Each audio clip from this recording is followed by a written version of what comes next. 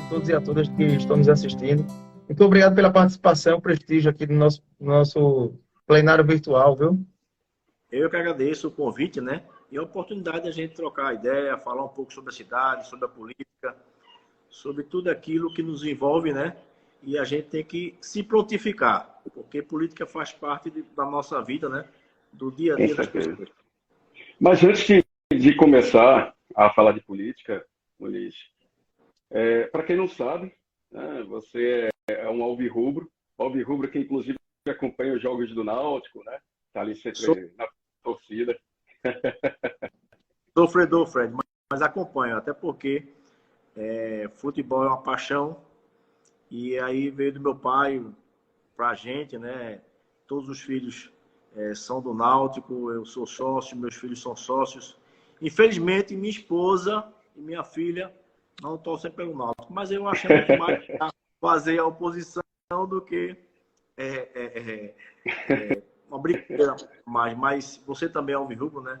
E a gente, eu peço assim, a questão futebolística, é bom que os 3 grandes clubes de Recife estejam em lugares melhores, né? Uhum. Eu acho que quando o futebol está em um nível em que Recife, que Pernambuco mereceria, seria muito melhor, porque traria mais investimentos, mais patrocínio, e as camisas estariam mais em destaque, que já foram muito bem colocadas no passado.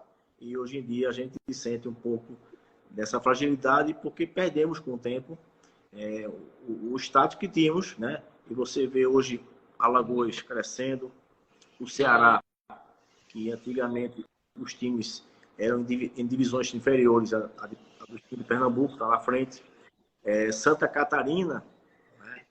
Que tinha um futebol que era muito, vamos dizer assim, inferior ao pernambucano, e isso está, vamos dizer assim, se tornando, vamos dizer assim, uma coisa que a gente tem que reagir.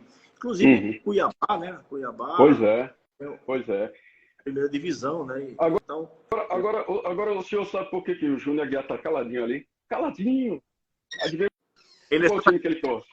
ele é Santa Cruz. É tricolor, por isso que ele está quietinho. Secretário. O Santa Cruz é um exemplo, né, dessa decadência que o futebol pernambucano tem sofrido e que o senhor está colocando aí, felizmente, cada um num nível, mas ainda um pouco do futebol, E assim, Muniz. A sua trajetória política, ela começou quando, assim? Eu estou curioso, queria saber, porque, pelo que a gente pesquisou, o senhor foi servidor, né, de carreira na Companhia Brasileira de Trens Urbanos, 35 anos. E aí, como foi essa migração para a política? deixa eu falar um pouco. Na verdade, esse ano eu fiz 37 anos, desculpa. Neste ano não, né? Dezembro do ano passado. E, na verdade, eu trabalhei com vários políticos, né? E como técnico, né? E, tipo, por exemplo, eu passei um bom tempo na CBTU, com o pessoal que era ligado à época, a Cali. Na minha infância, né? Eu tinha um relacionamento próximo com Eduardo Campos, né? Com Coelho, com Germano Coelho, que viviam lá onde a gente veraneava. E no trabalho teve essa junção de algumas pessoas que tinham uma relação comigo e tiveram de forma até espontânea. E no metrô, eu exemplifiquei o pessoal ligado a Cali na época, depois foi o pessoal ligado a Inocêncio, na época, que trabalhou comigo, e eu sempre, de forma técnica, né, porque eu era concursado, fui chamado para trabalhar na Enlube, né? Fui gerente de limpeza urbana, fui diretor e presidente, e aí foi o governo de João Paulo. Eu cheguei na metade do primeiro mandato dele. No segundo mandato, eu trabalhei como diretor e finalizei como presidente. Teve a campanha de João da Costa, ele foi eleito, fui chamado para permanecer. Permaneci com o João da Costa e já tinha uma relação com Geraldo, porque Geraldo ele trabalhou no metrô uma época. Quando ele foi eleito, ele me chamou para permanecer. E aí, com o Geraldo, eu fiquei como assessor dele, depois eu fui secretário executivo de Educação, depois eu trabalhei como secretário executivo de Administração, secretário de Planejamento, e aí meu sogro era Carlos Gueiros, né? Ele era vereador e tinha uma relação com as lideranças dele. Ele faleceu e teve o contato da liderança na época pedindo para eu ser candidato. A primeira resposta que eu dei foi negativa, porque eu achava que não tinha esse perfil. Mas tiveram algumas pessoas do metrô também, amigas minhas, que foram da Fundação do Metrô, tiveram gestores de escola que estudaram comigo, que trabalharam comigo na educação, e amigos que disseram, rapaz, veja, a política tem que ter algumas pessoas, talvez, com o seu perfil. Porque eu tenho um slogan que você na minha campanha, e foi da minha cabeça, que política é trabalho, não é brincadeira, não é folclore. E vida é relacionamento. E o que é relacionamento? É você não mentir para as pessoas e buscar atender a coletividade da melhor maneira possível. Isso é fácil? Não é. Mas veja, o seu trabalho não é fácil, o meu trabalho não é fácil, o de Fred não é fácil. Mas se a gente se propõe a conviver bem com as pessoas, ser instrumento de diálogo e parar com essa questão de brigas pequenas, a sociedade melhora. E é isso que a gente busca. Com certeza. E aí, Com certeza. esse 12 de logo que eu inventei, né? Eu fiz minha campanha exatamente com aquelas lideranças que eram ligadas a Carlos Guedes e com aquelas pessoas que tinham uma relação comigo nesse percurso de onde eu passei. Gestores de escolas, os metroviários, o pessoal da Enlube,